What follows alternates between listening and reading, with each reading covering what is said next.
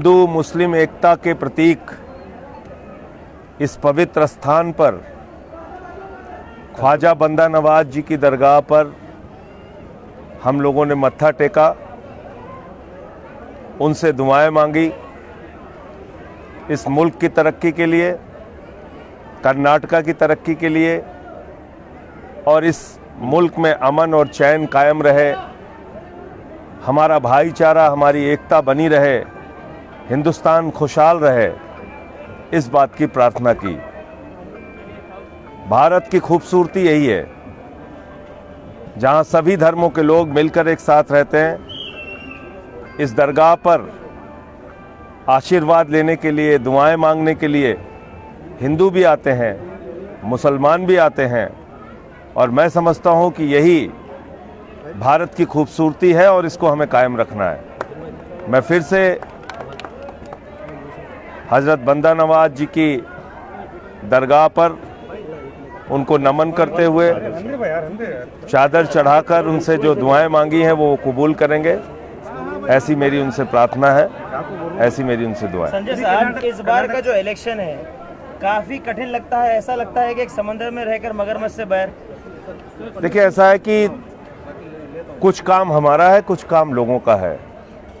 जब हम राजनीति में आए थे तो कभी सोचा भी नहीं था कि एक पार्षद भी हमारे जीतेंगे, लेकिन आज 2 राज्यों में सरकार है। गुजरात में 14% वोट है, 5 विधायक हैं। गोवा में 6.5% वोट है, 2 विधायक हैं। दिल्ली में हमारा मेयर है और 10 साल में आम आदमी पार्टी को इस देश के लोगों ने राष्ट्रीय पार्टी बना दिया। कर्नाटका में बदलाव यहाँ के लोग लाएंगे, हम उनके बीच में अपने मुद्दे लेके जा रहे हैं। मैं एक ही बात कह सकता हूँ कि आम आदमी पार्टी कोई जुमला नहीं बोलती, झूठ नहीं बोलती। हम जुमला पार्टी और झूठ पार्टी नहीं है, हम गारंटी वाली पार्टी हैं। जो कहते हैं वो करके दिखाते हैं। पृथ्वी रेड्डी जी की अगुवाई में बहुत अच्छे ढंग से यहाँ पे काम चल रहा है और आज यहाँ चुनाव प्रचार में भी मैं आया हूँ। मुझे पूरी उम्मीद है कि जो हमारे कैंडिडेट्स हैं उनको लोग अपना समर्थन देंगे और राजनीति की गंदगी पर झाड़ू चलाएंगे। सर, दिल्ली तक आम आदमी पार्टी सीमित है, इस बात का लोग कहते हैं कि कर्नाटक में आम आदमी पार्टी तो पंजाब कैसे पहुंच गई, गुजरात कैसे पहुंच गई, गोवा कैसे पहुंच गई? गोवा में 6.5% वोट मिला, गुजरात में 14% वोट मिला, 5 विधायक आए हमारे। तो ये तो कहने की बात है। लोगों का ये भी कहना है कि गुजरात में बीजेपी आने की सबसे बड़ी वजह है कि आम आदमी पार्टी की वजह से बीजेपी को बहुत बढ़ावा। और दिल्ली में बीजेपी जो गई उसको किसकी वजह से गई? 3 बार बीजेपी को हमने दिल्ली में हराया, तो किसकी वजह से गई? तो क्या लगता है आपको इस बार? एक बार बीजेपी को दिल्ली में हमने स्कूटर पार्टी बना दिया, 3 सीटें उनकी आई। दूसरी बार उनको इनोवा पार्टी बनाया, उनको थोड़ी ज्यादा सीटें, 8 सीटें आ गई।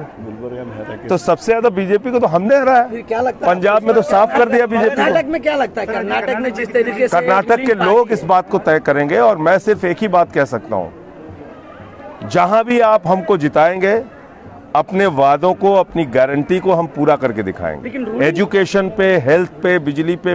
रूलिंग पार्टी तो 40% कमीशन वाली पार्टी है, उसकी बात क्या करेंगे? को भी हराना तो बड़ा कठिन होता है। तो 40% कमीशन वाली पार्टी है। अब अगर कर्नाटक के लोगों को कमीशन वाली पार्टी चाहिए तो उसको जिताएंगे, नहीं चाहिए तो हराएंगे। कितने हैं संजय साहब? 209 जगहों पे हम लोग चुनाव लड़ रहे हैं। जी संजय साहब, जब भी कोई ऐसी लड़ाई होती है तो ईडी में डालकर परेशान कर दिया जाता है।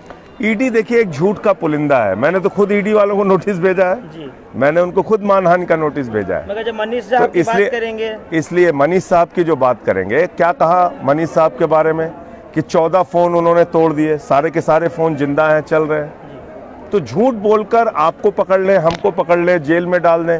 मोदी जी का यही काम है, वो कर रहे हैं। उनको इस देश के लोगों के लिए थोड़ी कुछ करना है, ना हिंदू के लिए कुछ करना है, ना मुसलमान के लिए करना है। उनको सिर्फ एक आदमी के लिए काम करना है, अडानी के लिए। ये पूरा देश एक आदमी के लिए काम कर रहा है, ये पूरी सरकार एक आदमी के लिए काम कर रही है, अडानी के लिए। उसी को कोयला, उसी को गैस, उसी को बिजली, उसी को पानी, उसी को एयरपोर्ट, उसी को सीपोर्ट, उसी को आकाश, उसी को पाताल, सब कुछ उसके नाम।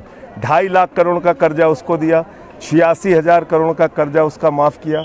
तो आज इस देश के 140 करोड़ लोगों को सोचना चाहिए कि मोदी जी भाषण तो बड़े बड़े देते हैं, लेकिन काम इस देश के लोगों के लिए नहीं कर रहे हैं, सिर्फ अडानी के लिए कर रहे हैं।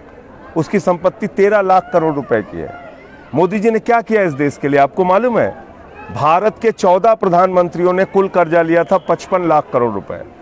हमारे भारत के नए प्रधानमंत्री आदरणीय नरेंद्र मोदी जी ने अकेले कर्जा लिया 85 लाख करोड़ रुपए। फिर भी लोग ज्यादा चाहते हैं उनको, क्योंकि नफरत की दुकान चल रही है। क्यों ईडी जिस दिन ये नफरत